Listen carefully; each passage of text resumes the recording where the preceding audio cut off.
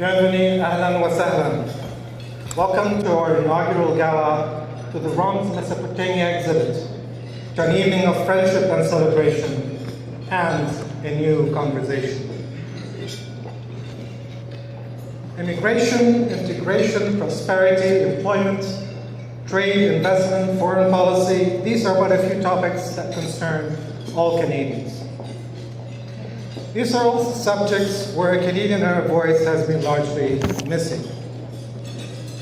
Is there a need for a distinctly Canadian Arab voice? We believe emphatically yes. Let me give some examples. On immigration, over 600,000 immigrants came to Canada from Arab countries in the last 52 years. And in recent years, Arab countries combined have accounted for the second highest source of immigration to this land. Immigration clearly plays a big role in the community's composition, well-being, and development.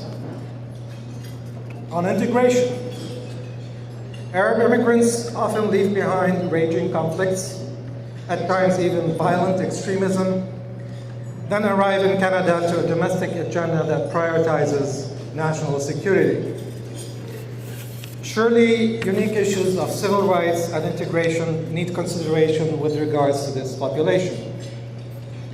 On trade and investment, there is ample evidence of a large potential for expanded trade and investment with the Arab region that remains unrealized. Barriers to expansion need to be identified, and economic opportunities need to be recognized. On foreign policy, the transformative changes that are taking place in the Arab world today have mesmerized the world. Maintaining a policy in the region that protects Canadian interests and promotes our values, a challenge at the best of times, has become an ever more convoluted proposition. Clearly, a Canadian Arab perspective, one that is based on research and analysis, will add richness to our national discourse and inform the debate on any of these topics. In fact, we believe that this new Canadian Arab voice would lead to a new conversation. New information always does.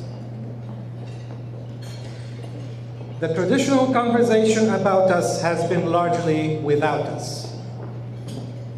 It was premised on headlines of violence and conflict, on Hollywood-driven stereotypes of bumbling sheiks and evil terrorists, and ignorance-motivated generalizations of religious oppression and extremism.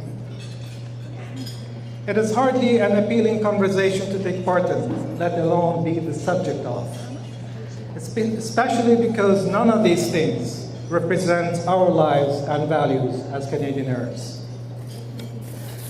Our community is as diverse as Canada itself. It is as old as Canada itself, but you would not know it listening to the old conversation.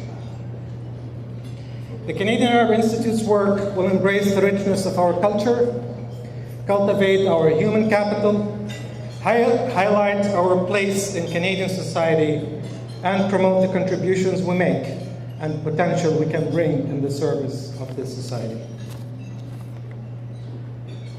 Tonight, we celebrate the birth of a new voice, one that upholds the ideals of freedom, democracy, human rights, gender equity, and the rule of law.